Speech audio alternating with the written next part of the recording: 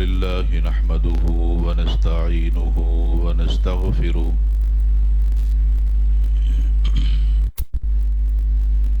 ونعوذ بالله من شرور أنفسنا ومن سيئات أعمالنا من يهده الله فلا مضل له ومن يضلله فلا هادي له وأشهد أن لا إله إلا الله وحده لا شريك له وأشهد أن محمدا عبده ورسوله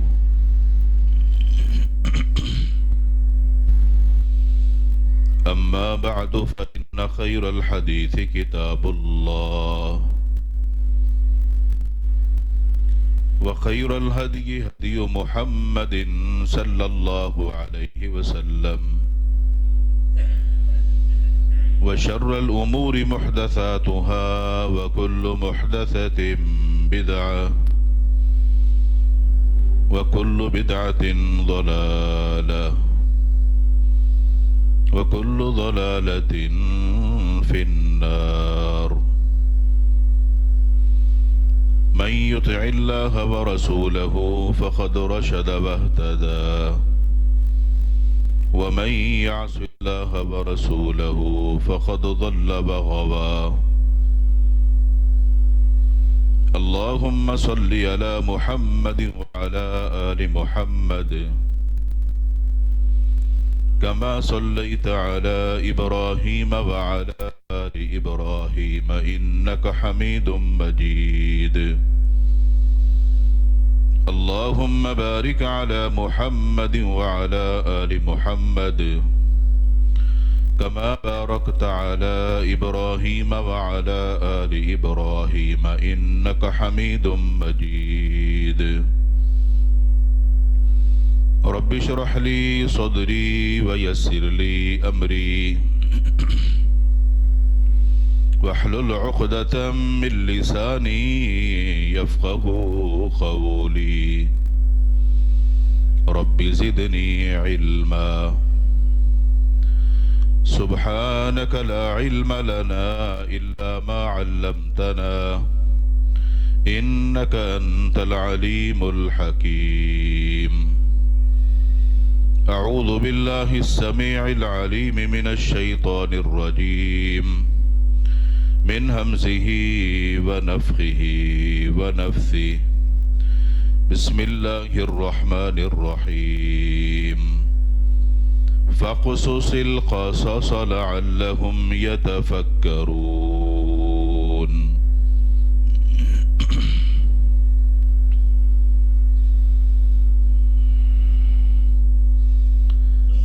ہر قسم کی حمد و ثنا کبریائی بڑائی اللہ وحدہ لا شریک خالق کائنات مالک ارض و سما کے لیے درود و سلام ہو امام الانبیاء ہادی رہبر و رہنما احمد مجتبی جناب محمد الرسول اللہ صلی اللہ علیہ وآلہ وسلم کی ذات اقدس پر جن کو اللہ رب العالمین نے اس کائنات کے لیے رحمت للعالمین بنا کر مبعوث فرمایا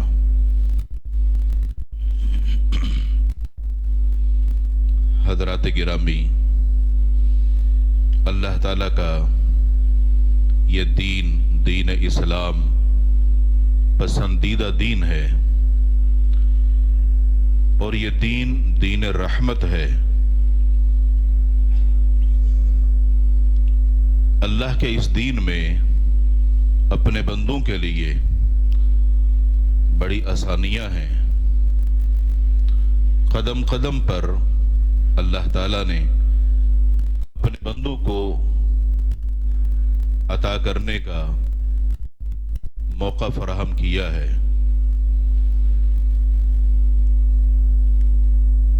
अपने बंदों को समझाने के लिए अपने पैगंबर सल्लल्लाहु अलैहि वसल्लम की ज़बान नबूवत से कई सारे ऐसे वाक़यात कुरान और हदीस की ज़ीनत बनाए हैं जो लोगों के लिए सरासर नसीहत है, सबक हैं। उनमें लोगों की इस्लाह के बहुत सारे पहलू हैं।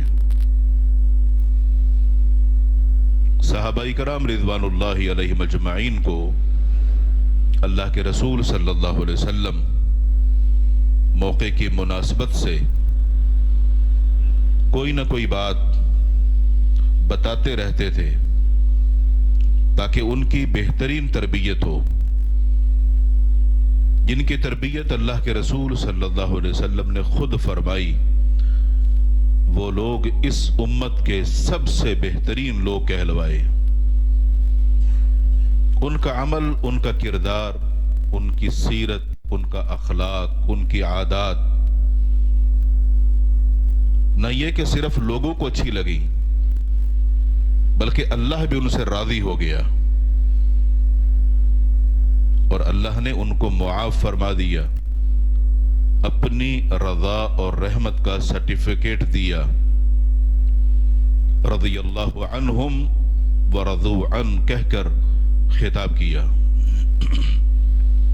ये वही सहाबाई कराम हैं जो अल्लाह के रसूल सल्लल्लाहु अलैहि वसल्लम के सफर के साथी हैं। जिस तरह दुनिया में साथ थे ऐसे ही आखिरत के अंदर भी वो साथी ही होंगे और सफर में भी अल्लाह के रसूल सल्लल्लाहु अलैहि वसल्लम कोई मौका हाथ से जाने नहीं देते थे। किसी न किसी हवाले से सहाबाई कराम की तरबियत फरमाते। चुनांचे इमाम बुखारी और इमाम मुस्लिम राहिमहुमुल्लाह ने सहाबी रसूल ज़ैद बिन खालिद जोहनी रज़ियल्लाहु ताला अन्हो के हवाले से वाक़या जिक्र किया कि अल्लाह के पैगंबर सल्लल्लाहु अलैहि वसल्लम अपने सहाबाई कराम के साथ एक सफर से वापसी पर थे और वहां पड़ाव डाला गया। ये मकाम हुदैबिया का था। रात वहीं गुजारी। जैसे ही सुबह हुई अल्लाह के रसूल सल्लल्लाहु अलैहि वसल्लम सहाबाई कराम के साथ थे, नमाज से फारिग हुए। उस मौके पर आप सहाबाई कराम रिज़वानुल्लाहि अलैहिम अजमाइन की तरफ मुतवज्जे हुए और आपने इरशाद फरमाया कि हल तदरूना मादा क़ाल रब्बुकुम, तुम जानते हो कि तुम्हारे परवरदिगार ने क्या हुक्म जारी फरमाया है। सहाबाई कराम रिज़वानुल्लाहि अलैहिम अजमाइन आगे से जवाब देते हैं कि अल्लाह और उसका रसूल सल्लल्लाहु अलैहि वसल्लम ही बेहतर जानते हैं।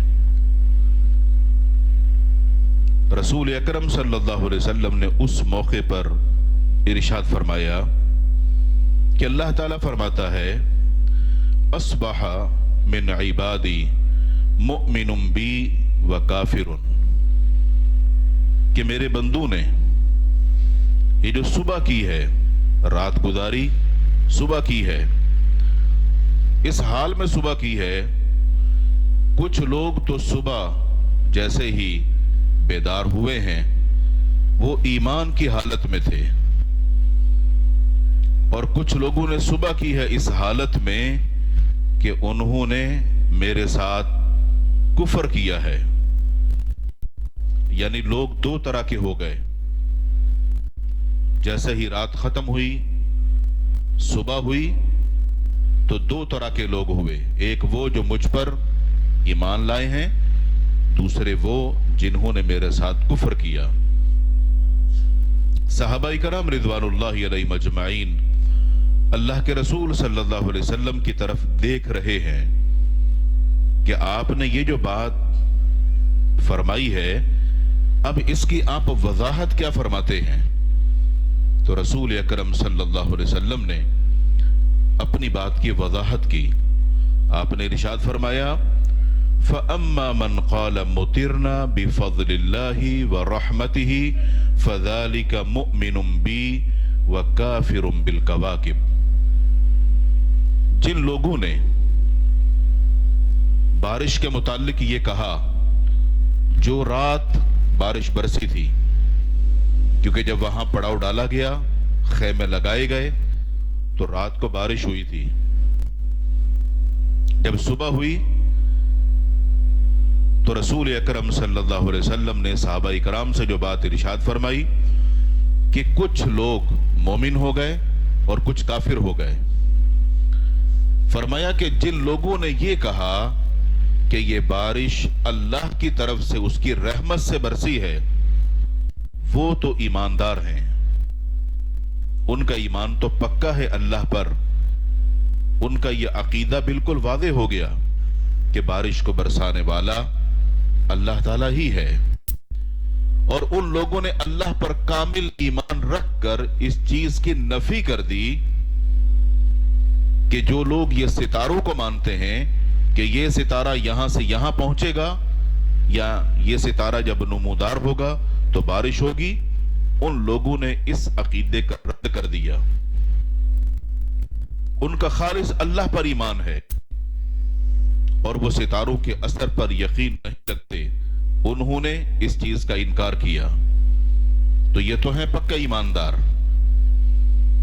آگے ارشاد فرمایا وَأَمَّا مَنْ قَالَ مُطِرْنَا بِنَوْعٍ كَذَا وَكَذَا فَذَلِكَ كَافِرٌ بِي وَمُؤْمِنٌ بِالْكَوَاكِبِ. جنہوں نے یہ کہا کہ یہ بارش فلاں فلاں کی طرف سے یا اس وجہ سے برسی ہے، جیسے اس دور کے لوگوں کا ستاروں پر عقیدہ تھا کہ جب یہ ستارہ نکلنا شروع ہوگا یا یہ ستارہ یہاں سے وہاں پہنچے گا یا ایسا ہوگا تو بارش برسے گی.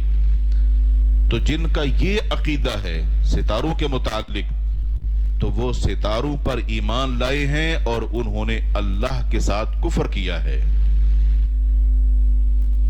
صحابہ کرام رضوان اللہ علیہم اجمعین اللہ کے رسول صلی اللہ علیہ وسلم کی اس بات کو سن رہے ہیں، اور یہ سفر کے دوران واقعہ پیش آیا. یہ واقعہ ان صحابہ کرام کے لیے بھی ایک نصیحت اور ایک پیغام تھا، اور بعد میں آنے والے ہم جیسے لوگ ان کے لیے بھی یہ ایک سبق اور ایک نصیحت ہے.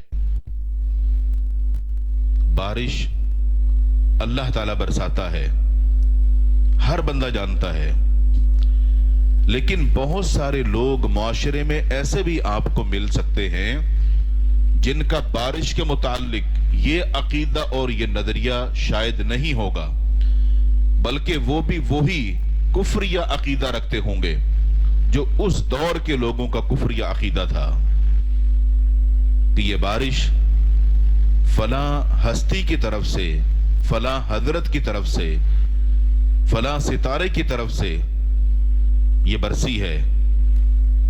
اگر کسی کا بارش کے ایک قطرے کے متعلق یہ عقیدہ ہے تو گویا کہ وہ بندہ ایماندار نہیں ہے، وہ مومن نہیں ہے. اس کے عقیدے کے اندر یہ جو کفر پایا جا رہا ہے کہ نعمت اللہ کی دینے والا اللہ ہے، اس کی نسبت غیر اللہ کی طرف. اللہ تعالیٰ ہر چیز کا خالق و مالک ہے، تو یہ نسبت بھی اس اللہ ہی کی طرف ہونی چاہیے. اگر بارش کا ایک قطرہ اس کی نسبت اللہ کے علاوہ اگر غیر اللہ کی طرف کر دی جائے تو بندہ ایمان سے نکل کر کفر کی وادی میں چلا جاتا ہے. اللہ تعالیٰ کی جو دیگر نعمتیں ہیں، اگر کوئی شخص ان نعمتوں کے متعلق یہ عقیدہ رکھے کہ یہ جو مجھے اولاد ملی ہے یہ تو فلاں حضرت کی دین ہے، یہ تو میں فلاں جگہ گیا تھا تو مجھے اولاد مل گئی، میں فلاں جگہ گیا تھا میرا یہ کام ہو گیا، میں نے فلاں جگہ جا کر اس مزار پر یہ منت مانی تھی تو میرا یہ کام پورا ہو گیا. یہ جتنے بھی اس طرح کے عقائد و نظریات ہیں، جو بندہ ان عقیدوں کا حامل ہے وہ یہ یقین کر لے کہ ابھی تک وہ کفر کے اندر ہے. اس کا جو عقیدہ ہے، اس کا جو نظریہ ہے، ابھی تک وہ کفریہ ہے. کسی کام میں کوئی بندہ آپ کی مدد کر سکتا ہے، آپ کی کوئی مشکل وہ آسان کر سکتا ہے، آپ کو کوئی اچھا مشورہ دے سکتا ہے، آپ کو کوئی صحیح راہ دکھا سکتا ہے، آپ کی کوئی سفارش کر سکتا ہے، جو دنیا کا نظام ہے. مگر اصل میں وہ جو کام ہوتے ہیں، مسائل حل ہوتے ہیں، ان کو حل کرنے والا، کسی کے دل میں بات ڈالنے والا اللہ تعالی ہی ہے. اگر کسی بے اولاد کو اولاد مل گئی اور ملی اس وقت جب وہ اللہ سے نا امید ہو چکا تھا اور کسی مزار پہ چلا گیا، کسی قبر پہ چلا گیا، کسی درگاہ پہ چلا گیا اور وہاں سے واپس آنے کے کچھ مہینوں کے بعد یا سال کے بعد اگر اس کو اولاد مل گئی تو وہ تو یہی عقیدہ رکھے گا کہ میں وہاں گیا تھا تو مجھے اولاد مل گئی. جو لوگ اس طرح کے عقائد رکھتے ہیں انہوں نے ابھی تک اپنے رب کو پہچانا ہی نہیں. ان کا اللہ پر ایمان ہے ہی نہیں. وہ صرف اللہ کو مانتے ہیں، اللہ کی نہیں مانتے ہیں. جیسے کافر اللہ کو مانتے ہیں، کافر اللہ کی نہیں مانتے ہیں. تو یہ بندہ بھی جو کلمہ گو ہے، کلمہ پڑھتا ہے، یہ اللہ کو تو مانتا ہے کہ اللہ ہمارا رب ہے، مگر یہ اللہ کی نہیں مانتا. جو باتیں اللہ نے قرآن میں بیان فرمائی ہیں، اپنے انبیاء اور رسل کے واقعات سے جو چیز ہمیں سمجھائی ہے کہ ہمارے ایسے بھی پیغمبر گزرے ہیں جن کی جوانیاں گزر گئیں، بڑھاپا آ گیا، ہم سے اولاد مانگتے رہے، ہم نے خوب ان کو آزمایا. اس وقت ہم نے ان کو اولاد دی جب عام طور پر اس عمر میں کسی کو اولاد ملتی نہیں ہے، لیکن ہم نے دی ہے. وہ بھی یہ بتانے کے لیے کہ اللہ تعالی اسباب کا محتاج نہیں ہے. اللہ تعالیٰ جو باتیں اپنی کتاب کے اندر بیان فرماتا ہے ہم نے ان کو سمجھا ہی نہیں. ہم نے وہی دیکھا جو ظاہری طور پر ہمیں نظر آتا ہے. آپ کسی بھی سمت سفر کریں، کراچی شہر سے باہر نکلیں، اندرون سندھ یا پنجاب کی طرف سفر کریں، آپ کو درختوں پر لٹکے ہوئے لوگوں کے کپڑے نظر آئیں گے. کہیں شلواریں لٹکی ہوئی ہیں، کہیں قمیض لٹکے ہوئے ہیں، کہیں بچیوں کے نکریں لٹکی ہوئی ہیں، کہیں بچوں کے جھولے لٹکے ہوئے ہیں. عجیب صورتحال ہے. عقیدہ کیا ہے؟ جس کو کچھ چاہیے وہ منت مانے اور ایسے کرے اس کو وہ وہاں سے ملے گا. یہ لوگوں کا عقیدہ ہے. اس سے بڑھ کر کفر کیا ہوگا؟ اس سے بڑھ کر اللہ کا انکار اور کیا ہوگا کہ ایک انسان کا عقیدہ اب اس درخت کے اوپر ہے. لوگوں کے عقائد و نظریات قبروں، مزاروں، ان پر تو ہیں ہی. وہاں دھاگا بیچنے والے دھاگے بیچتے ہیں اور لوگ ان دھاگوں کو باندھ کر ان دھاگوں پر یقین کرتے ہیں. جس اللہ نے بنایا، جس نے پیدا کیا، جو سب کچھ دے رہا ہے، پوری کائنات کے نظام کو چلا رہا ہے، لوگ اس خالق کو پہچاننے کے لیے تیار نہیں ہیں. اس کی بھیجی ہوئی کتاب کو سمجھنے کے لیے تیار نہیں ہے. ایسے عقائد و نظریات رکھ کر ابھی تک کفر کی حالت میں زندگی بسر کر رہے ہیں. اللہ تعالیٰ قرآن میں فرما تو رہا ہے وَمَا يُؤْمِنُ أَكْثَرُهُمْ بِاللَّهِ إِلَّا وَهُمْ مُشْرِكُونَ. اللہ پر ایمان رکھنے والے جتنے بھی لوگ ہیں ان میں اکثریت مشرکوں کی ہے. کسی نہ کسی حوالے سے وہ شرک کر رہے ہیں. کہیں نہ کہیں ان کے عقیدے میں کمزوری موجود ہے. پکے موحد، توحید پرست، شرک سے دور، عقیدہ توحید پر کاربند بہت تھوڑے لوگ ہیں. وَقَلِيلٌ مِّنْ عِبَادِيَ الشَّكُورُ، میرے بندوں میں میرے شکر گزار بہت تھوڑے بندے ہیں. بندے تو بہت ہیں لیکن ان میں جو میرے شکر گزار ہیں وہ بہت تھوڑے ہیں، ان کی تعداد کم ہے. تو اللہ کو صحیح پہچاننے والے، عقیدہ توحید پر قائم، وہ بہت تھوڑے ہیں. دور حاضر میں بہت سارے لوگوں کا عقیدہ اور نظریہ آج بھی اسی طرح ستاروں پر قائم ہے. لوگ آج بھی باتیں کرتے ہیں کہ جی فلاں نے بڑی ترقی کر لی، اس کا ستارہ بڑی گردش میں ہے. یہ بات مشہور ہے نا کہ اس کا ستارہ گردش میں. یہ عقیدہ، یہ نظریہ رکھنا ہی کفر ہے. یہ کون سے اللہ نے ستارے آپ کے بنائے ہیں جو گردش کرتے ہیں تو آپ کی ترقی ہوتی ہے؟ اور کس بندے کے وہ ستارے ہیں جو اللہ نے بنائے ہوئے ہیں لیکن وہ گردش ہی نہیں کر رہے اور بندہ آگے ہی نہیں بڑھ رہا، اس کی ترقی نہیں ہو رہی؟ اس طرح کا عقیدہ، اس طرح کی باتیں عقیدہ توحید پر قائم بندہ نہیں کہتا. یہ باتیں وہ لوگ کرتے ہیں کہ جن کا اللہ پر کامل ایمان اور یقین نہیں، جن کو توحید کا پتہ ہی نہیں. انسان اگر ترقی کرتا ہے تو اللہ نے اس کے مقدر میں یہ لکھا ہے کہ میرا بندہ یہ محنت کرے گا اور اس کو میں اس میں کامیابی دوں گا. یہ تقدیر کے فیصلے ہوتے ہیں اور تقدیر ایمان کا حصہ ہے. جیسے ایک انسان سفر کرتا ہے تو اپنی منزل پر پہنچ جاتا ہے. ایک بندہ سفر نہیں کرتا تو جہاں ہے وہ وہیں رہتا ہے. تو جو کوشش کرے گا وہ پالے گا، جو کوشش نہیں کرے گا وہ محروم رہے گا. بالکل ایسے ہی اللہ کے بندوں میں کچھ بندے ایسے ہوتے ہیں جن کے اندر بڑی خوبیاں ہوتی ہیں اور لوگ ان کی خوبیوں کے معترف بھی ہوتے ہیں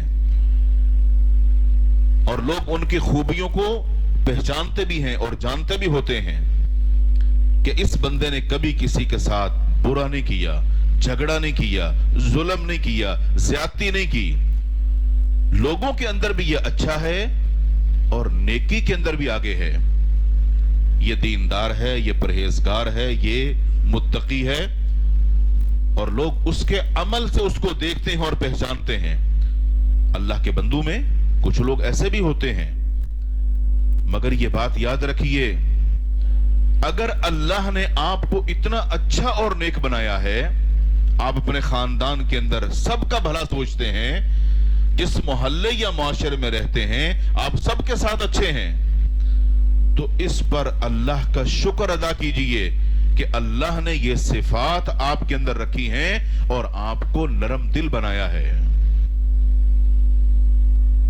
جس دن ان اچھائیوں اور خوبیوں کی وجہ سے آپ کے دل کے اندر یہ سوچ پیدا ہو گئی کہ یار میں تو بہت اچھا ہوں، میں ہر اچھائی کرتا ہوں، ہر نیکی کرتا ہوں، اور یہ تو ایسا بھی نہیں کرتا، یہ تو ایسا بھی نہیں کرتا، وہ میرے سے بہت پیچھے ہے اور یہ نیکی میں اتنا پیچھے ہے کہ یہ جنت میں تھوڑی جائے گا. جس دن آپ نے یہ فیصلہ خود کرنا شروع کر دیا اپنے بارے میں جنتی ہونے کا اور اپنے دوسرے بھائی کے متعلق جہنمی ہونے کا، اس دن آپ کا زوال شروع ہو جائے گا. کون کتنا اچھا ہے، کون کتنا برا ہے، یہ حقیقت کون جانتا ہے؟ صرف اللہ تعالی. اللہ تعالیٰ اپنے بندے کو بخشنے اور معاف کرنے کے لیے کسی سے مشورہ نہیں کرتا کہ میرے بندے نے آج تک تو سارے گناہ ہی کیے مگر ابھی اس نے ایک نیکی کی ہے تو یہ نیکی اس کی قبول کروں کہ نہ کروں، کیونکہ آج تک تو اس نے کچھ کیا ہی نہیں. ابھی ایک نیکی کی ہے تو اگر میں نے ایک نیکی قبول کر لی تو باقی میرے بندے کیا کہیں گے؟ اللہ کس سے پوچھتا ہے؟ اللہ نہیں پوچھتا. اور باقی بندے جتنی نیکیاں کر رہے ہیں ان کی نیت کیا ہے؟ نیت کون جانتا ہے؟ اللہ تعالیٰ جانتا ہے. کیا پتا بہت سارے لوگ بہت سارے اچھے کام کر رہے ہوں اور دل میں یہ ہو کہ لوگ یہ کہیں کہ یار میں بہت اچھا کر رہا ہوں. اگر نیت میں فطور ہے تو یہ فطور لوگ تو نہیں جانتے ہیں, یہ تو اللہ تعالیٰ جانتا ہے. تو کبھی بھی کسی کے متعلق یہ سوچ نہ رکھیے کہ اس بندے کو اللہ کہاں معاف کرے گا, یہ بخشا تھوڑی جائے گا, یہ جنت میں تھوڑی جائے گا. جنت میں تو میں جاؤں گا کیونکہ میں بہت اچھا ہوں, اچھا کرتا ہوں وغیرہ. اگر یہ سوچ ہے تو یہ سوچ تکبر ہے, گھمنڈ ہے, غرور ہے, جو اللہ کو پسند نہیں. امام بخاری اور امام مسلم نے صحابی رسول جندب رضی اللہ تعالی عنہ کے حوالے سے ایک روایت ذکر کی. اللہ کے رسول صلی اللہ علیہ وسلم نے فرمایا کہ ایک آدمی نے کسی دوسرے شخص کے متعلق یہ کہا اور اس نے یہ قسم کھائی کہ اللہ کی قسم فلاں بندے کو تو اللہ کبھی بھی معاف نہیں کرے گا. ایک بندے نے قسم کھائی اپنے دوسرے کسی جاننے والے کے متعلق. اب یہ جو قسم کھانے والا ہے یہ یقیناً اپنے آپ کو اچھا سمجھتا ہوگا نا کہ نیک تو میں ہوں, اور جس کے متعلق قسم کھائی ہے یقیناً وہ نیکی میں شاید اس کے مقابلے میں کمزور ہوگا. تو قسم کیا کھائی کہ اللہ اس کو معاف نہیں کرے گا. اللہ کے رسول صلی اللہ علیہ وسلم نے ارشاد فرمایا, اللہ تعالیٰ نے فرمایا وہ کون ہے جو مجھ پر اتنی جرأت کر رہا ہے. وہ کون ہے مجھ پر یعنی اللہ پر یہ جرأت کر رہا ہے, اور اتنی بڑی جرأت کہ وہ قسم کھا رہا ہے کہ فلاں آدمی کو اللہ معاف نہیں کرے گا. یہ بندہ ہوتا کون ہے میرے کسی بندے کے متعلق قسم کھانے والا؟ اس کی حیثیت ہے کیا؟ کیا کسی کے پاس جنت کا ٹھیکہ ہے کہ جس کو چاہے گا یہ داخل کر دے گا, جس کو چاہے گا نکال دے گا؟ یا کیا کسی کو یہ اتھارٹی دی گئی کہ تم جو چاہو لوگوں کے متعلق فیصلے کرو؟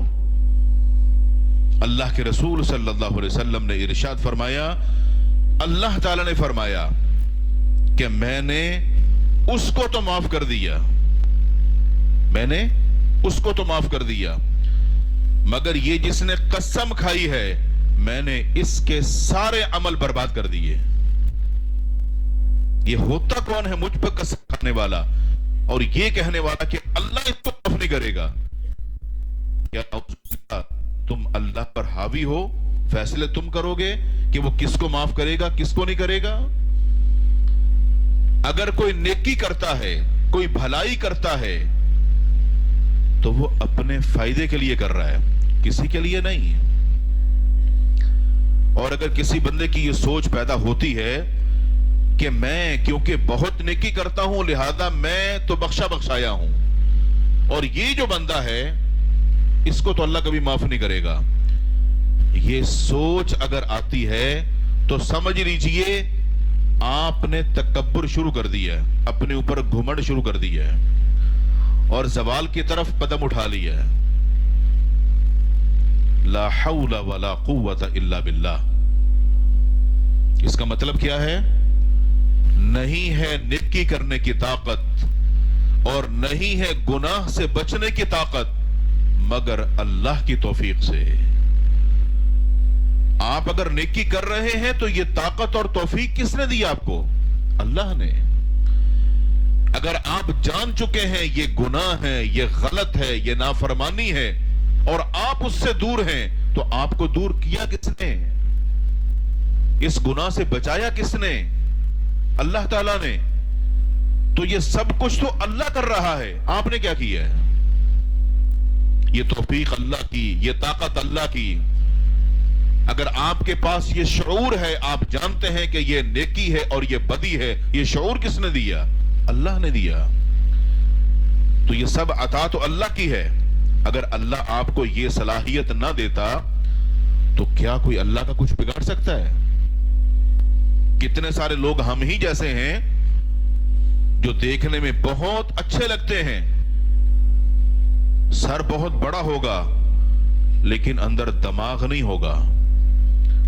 چونٹی کو دیکھو گے دیکھنے میں چھوٹی سی ہے, لیکن اللہ نے اس کو دماغ دیا اور بڑا باصلاحیت بنایا, اس کا واقعہ اپنے قرآن کا حصہ بنا دیا. یہ فیصلے تو اللہ کے ہیں.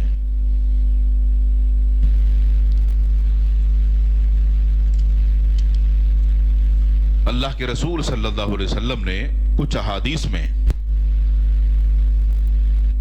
بد دعا سے بچنے کا حکم دیا, اور ایک موقع بھی فرمایا واتق دعوت المظلوم, مظلوم کی بد دعا سے بچو.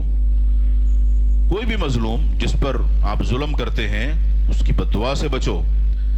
یعنی اگر اس مظلوم نے تمہارے ظلم کی وجہ سے اس نے اگر بد دعا کر دی نا تو تمہارا بیڑا غرق ہو جائے گا. اس کی بد دعا سے بچ جاؤ. بالکل ایسے ہی ماں باپ بھی ہیں, اگر اتنا ستاؤ گے, اتنا تنگ کرو گے, اتنا پریشان کرو گے کہ ان سے دعائیں لینے کے بجائے اگر یہ ہاتھ اٹھ گئے بد دعا کے لیے تو پھر جو تمہارے ساتھ ہوگا پھر تمہیں اس کا اندازہ اسی وقت ہوگا. اس پر بھی امام بخاری اور امام مسلم نے بڑا دلچسپ ایک واقعہ ذکر کیا. ابو ہریرہ رضی اللہ تعالی عنہ اس کے راوی ہیں, بیان کرتے ہیں کہ اللہ کے رسول صلی اللہ علیہ وسلم نے ارشاد فرمایا کہ بنی اسرائیل میں ایک آدمی تھا جو کہ بڑا نیک, متقی, پرہیزگار اور پارسا تھا, اور لوگ اس کو اسی تعارف سے جانتے تھے. اس نے آبادی سے بالکل دور الگ ایک جھونپڑی بنائی ہوئی تھی اور وہ وہیں اللہ کی عبادت کے اندر مصروف رہتا تھا, اور اس کا نام تھا جریج. ایک دن اس کی والدہ اس کو ملنے کے لیے اس کی جھونپڑی کے پاس آئی. اب والدہ جھونپڑی سے باہر کھڑے ہو کر اس کو آوازیں دے رہی ہے, جریج جریج. اور جریج اندر نماز کے اندر مصروف تھا, نفلی عبادت. ماں نے آوازیں دی, اندر سے کوئی آواز نہیں آئی کیونکہ وہ تو نماز پڑھ رہا تھا نا. آوازیں دے دے کر چلی گئی. اگلے دن آئی, اگلے دن پھر آوازیں دیتی رہی, اندر سے کوئی آواز نہیں آئی. اتفاق یہ ہوا کہ اگلے دن بھی وہ عبادت کے اندر ہی مصروف تھا. وہ دن بھی گزر گیا. تیسرے دن آئی. اتفاق یہ ہے کہ جب وہ آوازیں دے رہی تھی تو جریج نماز ہی پڑھ رہا تھا. ماں سے اب صبر نہیں ہوا, وہاں سے واپس پلٹنے لگی تو پھر بد دعا کر دی کہ میں نے تجھے اس دن بھی آوازیں دی, کل بھی بلایا, اور آج بھی تو نے میرے کسی بلاوے پر آواز نہیں دی, میری بات تک نہیں سنی. اب اللہ کرے اس وقت تک تجھے موت نہ آئے جب تک کہ تو کسی بدکار اور فاحشہ عورت کا منہ نہیں دیکھ لیتا. وقت گزرا, کچھ ہی دن گزرے, اس کی جھونپڑی پر ایک عورت آئی جو کہ معاشرے کی ایک فاحشہ عورت تھی, اور جریج کو برائی کی طرف دعوت دی, اور جریج نے انکار کر دیا کہ نہیں, اللہ کی نافرمانی ہے اور میں گناہوں سے بچنے کے لیے یہاں پر اللہ کی عبادت کے اندر مصروف ہوں. اللہ کو راضی کرنے کے لیے تو میں نے سب کچھ چھوڑ دیا, آبادی سے بھی دور ہوں تاکہ میں اپنے رب کو راضی کر سکوں. لیکن وہ عورت بہت بری تھی.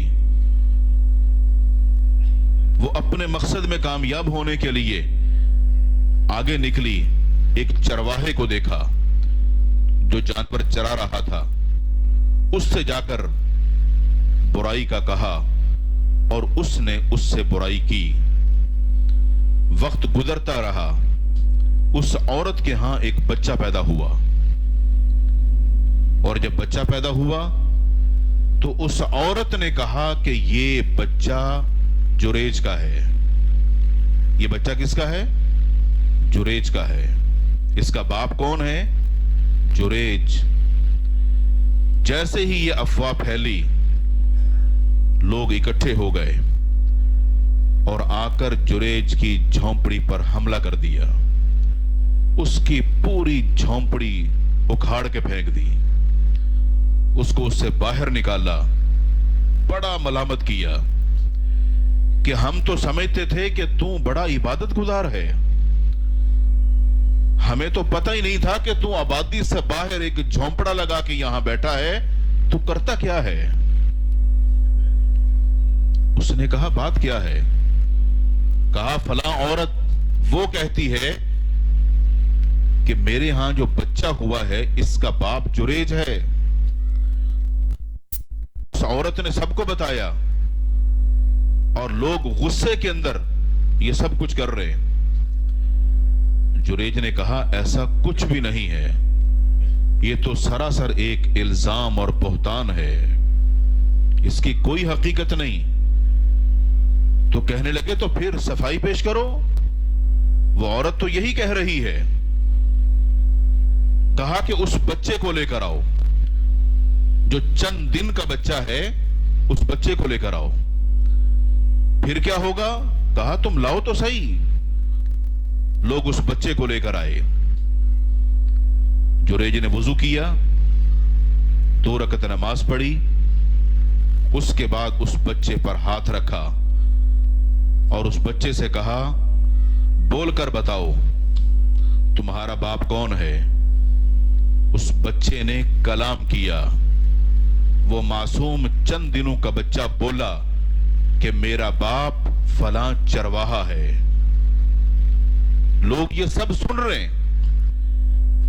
لوگوں نے جب یہ بات سنی کہ اتنا چھوٹا سا اور معصوم بچہ بول رہا ہے کہ میرا باپ فلاں چرواہا ہے, تو جتنے لوگ وہاں غصے کے اندر اس کی جھونپڑی کو توڑ کر جریج کو جھونپڑی سے باہر نکال کر لان تان کر رہے تھے, اس بچے کی اس بات کو سن کر سب حیران و ششدر رہ گئے, شرمندہ ہو گئے اور اس سے معافی مانگنے لگے کہ ہم سے بہت بڑی غلطی ہو گئی کہ ہم نے تمہارے ساتھ ایسا برتاؤ کیا.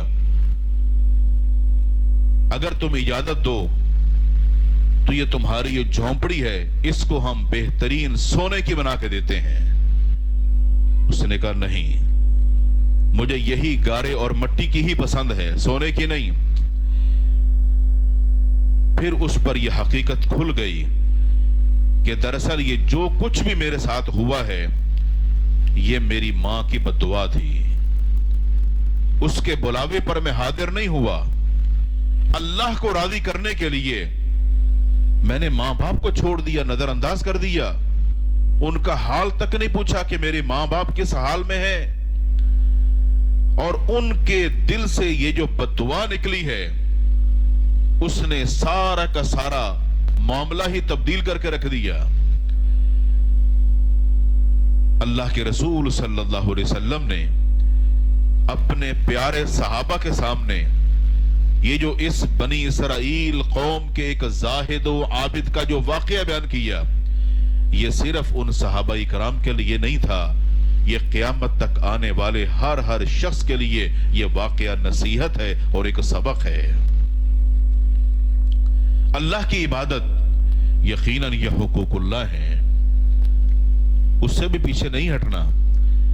مگر اللہ کو راضی کرنے کے لیے اگر حقوق العباد پامال کر رہے ہیں, یہ رشتے ناتے, یہ ماں باپ, یہ خاندان, اگر سب کو چھوڑ رہے ہو کہ مجھے کسی کی کوئی ضرورت نہیں, ان کے ساتھ جو بھی ہو مجھے کوئی پرواہ نہیں, بس میں تو اللہ کو راضی کروں گا, تو اللہ ایسے راضی نہیں ہوگا. بندوں کو ناراض کر کے اگر اللہ کو راضی کرنے چلے ہو تو یہ تمہاری بنیاد ہی غلط ہے, سوچ ہی غلط ہے. ماں باپ کو چھوڑ کر ان کو نظر انداز کر کے رب کو بھلا کیسے راضی کر سکتے ہو؟ اگر کسی کے ماں باپ زندہ ہیں دونوں یا کوئی ایک، ان کو راضی کر لیجئے، ان سے معافی مانگ لیجئے، ان کی خدمت شروع کر دیجئے۔ انہی ماں باپ کی بدولت آج ہم زندہ ہیں، آج ہم دنیا میں ہیں، آج ہماری پہچان ہے، ہم خاندان کا حصہ ہیں۔ اگر یہ ماں باپ بھی نہ ہوتے تو ہم پیدا ہوتے کبھی بھی نہیں۔ ان سے دعائیں لیجئے، ان کی خدمت کیجئے، ان کا دل جیتیے، ان کے ساتھ محبت اور شفقت کا برتاؤ کیجئے، ان سے اچھا حسن سلوک کیجئے جیسے انہوں نے ہمارے ساتھ ہمارے بچپنے کے اندر برتاؤ کیا تھا۔